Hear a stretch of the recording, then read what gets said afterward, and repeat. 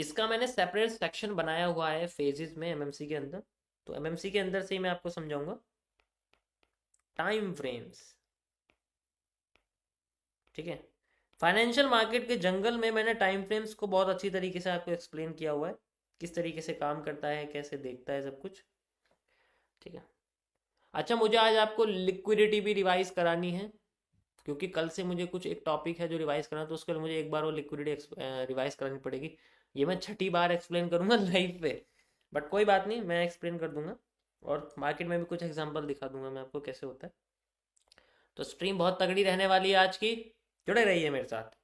Time frame select करने का सबसे बढ़िया तरीका है, सबसे पहला स्टेप है ये जानना कि मेरा जो डिसीजन मेकिंग है उसे कितना समय लगता है। Making setup duration. ड्यूरेशन का मतलब हो गया टाइम कितना लग रहा है, मैं कितना समय बिता रहा हूं अपने सेटअप को तैयार करने के लिए, बनते हुए देखने के लिए, वो सारी चीजें। सेटअप का मतलब होता है आपके हर एक चीज से आप स्ट्रक्चरल एनालिसिस कर रहे हो, आपने कोई भी सीसीपी फाइंड आउट कर लिया, आप कैपिटल मैनेजमेंट सिस्टम पढ़ रहे हो, उसके बाद ट्रेड मैनेजमेंट सिस्टम कर रहे हो, तो इन सब के बाद आपके पास कितना समय बचता है कि आप उस करंट कैंडल के अंदर अपनी ट्रेड को एग्जांपल के लिए ट्रेडिंग के अंदर प्लेस कर सकते हो। अब आपको पता है इतना सब कुछ करने के लिए 1 मिनट का टाइम फ्रेम तो काफी नहीं है एक बिगिनर के लिए। 2 मिनट का काफी है? बिल्कुल भी नहीं है। 3 मिनट का काफी है? वो भी नहीं है। 5 मिनट का एक बार को हम सोच सकते हैं। तो 1 मिनट का उसके लिए जिसकी डिसीजन मेकिंग बहुत फास्ट है, सेटअप एकदम से समझ जाता है। मैं तो सेकंड्स के भी टाइम फ्रेम में कर दूंगा, लेकिन क्या आप कर पाएंगे? क्या आपके पास इतना टाइम है कि आप एकदम से अपने ट्रेड को प्लेस कर सकते हैं? मार्केट को देखते हैं या जो हैमर लगा वहीं घुस गए? तो सबसे पहला स्टेप आपका ये आता है कि आपको खुद से दिखाना पड़ेगा कि आप टाइम कितना ले रहे हो। इसके लिए आपको मल्टीपल टाइम अपने सेटअप को करके देखना पड़ेगा। मेरी मानो तो 10 बार करके देखना, और आप देखना कि मुझे ये चीज करने में कितना टाइम लगा। अच्छे से पूरी की पूरी एनालिसिस करने में आप दुनिया की कोई सी भी स्ट्रेटेजी यूज करते हो, मैं नहीं कहता कि आप एमएमसी यूज करो, मैं नहीं कहता कि आप सिर्फ एसएमसी यूज करो, कुछ भी एनीथिंग एल्स। अपने साथ एक टाइमर रखो, टाइमर में देखो कि मुझे उसको सॉल्व करने में कितना टाइम लग रहा है, फिर उसको कैंडल्स के साथ कंपेयर करो कि मेरे को इसको सॉल्व करने में 3 मिनट लगे हैं, 4 मिनट लगे हैं, या 10 मिनट लगे हैं, तो इसका मतलब है कि मेरा उस टाइम फ्रेम की कैंडल मेरे पास होनी चाहिए। क्योंकि मुझे इतना टाइम लग रहा है, मुझे 10 मिनट लग रहा है, क्या मैं 5 मिनट की कैंडल यूज कर लूंगा? इतने में तो दो कैंडल बन जाएंगी। पता लगा पहली कैंडल बनी, दूसरी कैंडल ने 1000 पॉइंट का मूव दे दिया, मैं तो रोता रहूंगा और बैठा हुआ, मेरे पे तो कुछ मूव ही नहीं आया। ठीक है। उसके बाद आता है अवेबिलिटी। अब अवेबिलिटी क्या होती है? आपके पास समय कब कब का अवेबिलिटी एक तरह से होती है आपकी कि कितना समय। जैसे कोई कॉलेज स्टूडेंट है, कोई जॉब है, किसी का बिजनेस है, ठीक है, किसी की डे जॉब है, किसी की नाइट जॉब है, कोई अभी बेड पर उल्टा पड़ा हुआ है, पूरे दिन पड़ा रहता है, गेम खेलता रहता है, वो है। कुछ स्कूल के बाद जो 18+ हो चुके हैं उनकी बात भी मैं कर रहा हूँ। तो इन सब के लिए अपना अलग अलग आपको अपनी अवेबिलिटी देखनी पड़ेगी कि बेसिकली मैं कब फ्री हूँ। जो 24 घंटे फ्री है मैं उनकी बात नहीं कर रहा, जो फ्री है उस टाइम पे जिस टाइम वो अपने आप को दे सकते हैं, तब आपको अपना देखना है कि मेरे पास 2 घंटे हैं, तो मैं 2 घंटे के हिसाब से अपने आप को बांध लूंगा। अब उसमें मैं अपने मार्केट को सॉल्व करता हूँ। Just one setup, 1% and one asset, 365 days, result आपके सामने है। ओके, समझ में आया? तो ये है आपके इस टाइम फ्रेम को। अब ये टाइम फ्रेम आपका डिपेंड नहीं करता कि आप कौन सा एसेट ले रहे हो, गोल्ड, क्रिप्टो, निफ्टी, कुछ भी, उससे कोई फर्क नहीं पड़ता। फर्क पड़ता है कि आपकी जेब में कितना है कैपिटल।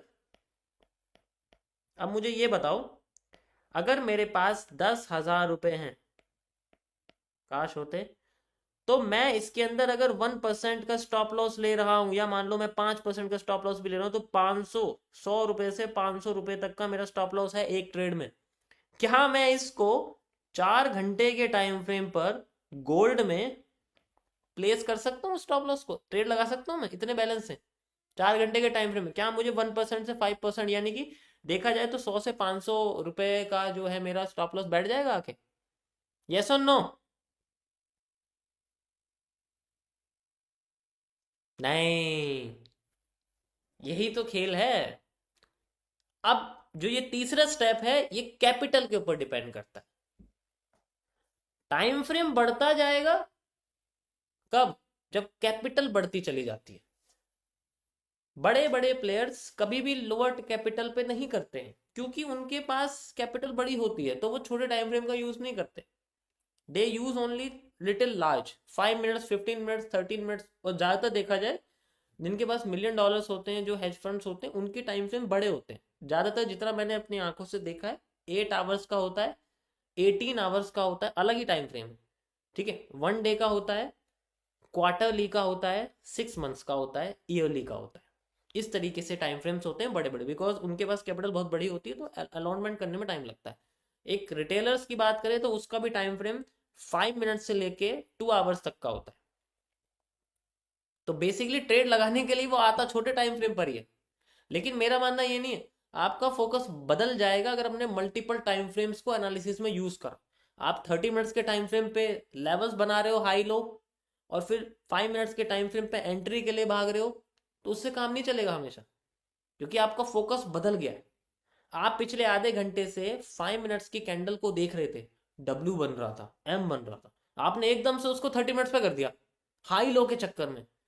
माइंड कंफ्यूज हो जाएगा, अभी तो मैं कुछ कैंडल देख रहा था, अभी क्या हो गया? और जैसे दोबारा स्विच करोगे, सब बदल जाएगा, कुछ नहीं बचेगा, माइंड कंफ्यूज हो जाएगा। अब उसे लगेगा कि शायद 30 मिनट्स पे कुछ चल रहा है, कुछ तो चल रहा है, कि वहां पर कुछ ऐसा चल रहा है कि मैं मिस कर रहा हूं, मुझे फियर लग रहा है, फियर ऑफ मिसिंग आउट लग रहा है। तो मल्टीपल टाइम से आपको फियर कराने की कोशिश करेंगे बेसिकली। सिंगल टाइम फ्रेम, वो टाइम फ्रेम जिसपे मैं ट्रेड भी कर सकूं एज ए ट्रेडर, मैं एनालिसिस भी कर सकूं एज ए एनालिस्ट, वो आपको किसी भी टाइम फ्रेम पे बिठा के आराम आराम से कुछ भी करा सकता है। तो ये थर्ड स्टेप है आपके टाइम फ्रेम को चूज करने का, दैट इज कैपिटल। 10,000 रुपीज के लिए जो कैपिटल यूज होती, जो टाइम फ्रेम यूज होता है, वो 1 मिनट से लेके 15 मिनट्स तक होता है। अब 15 मिनट्स का टाइम फ्रेम यूज होगा उनके लिए जिनमें वॉलेटिलिटी कम होती है। जैसे यूरो यूएसडी फॉरेक्स की अगर मैं बात करूं, जैसे आपका यूएसडी जेपीवाई, जैसे आपका एथेरियम। और अगर मैं बात करूं 5 मिनट्स के लिए, तो उसके लिए होता है बिटकॉइन, गोल्ड, क्योंकि इनमें वॉलेटिलिटी बहुत ज्यादा होती है, छोटे टाइम फ्रेम पे बहुत ज्यादा मूव आ जाता है। अभी देख लो आप 1 मिनट में कितना चल रहा है बिटकॉइन, एकदम ही भाग रहा है। भाग रहा है, नहीं भाग रहा है? देखो 1 मिनट में डिफरेंस देखो, 200 पॉइंट का डिफरेंस आ रहा है यहाँ पर 1 मिनट के टाइम फ्रेम पर।